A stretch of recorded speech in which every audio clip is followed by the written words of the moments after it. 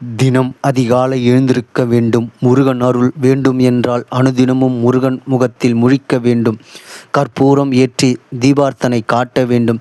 கையெடுத்து கும்பிட்டு திருநீர் நெற்றியில் வைக்க வேண்டும். முருகன் காலில் விழுந்து கையோடு ஆசீர்வாதம் வாங்கிவிட வேண்டும். மனமுருக முருகனிடம் பேச வேண்டும்.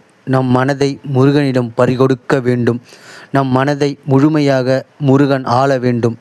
முருகன் நம் மனதை ஆளும்போது நல்ல எண்ணம் தோன்றும். இனிமையான சொற்களையே பேசுவோம். நல்ல செயல்கள் தோன்றும். 4 பேருக்கு உதவுவோம். நல்ல பழக்கம் தோன்றும். நாம் அதனை பயன்படுத்தி கொள்ளுவோம். முருகன் அருள் இருக்க என்றும் நம் வாழ்க்கையில் செல்வம் செழிப்புடனும் வளமுடனும் வாழ்வோம் என்று மனதில் உறுதி வேண்டும். முருகன் கனவில் வர வேண்டும் என்று நினைக்க வேண்டும். கனவு மெய்ப்பட வேண்டும்.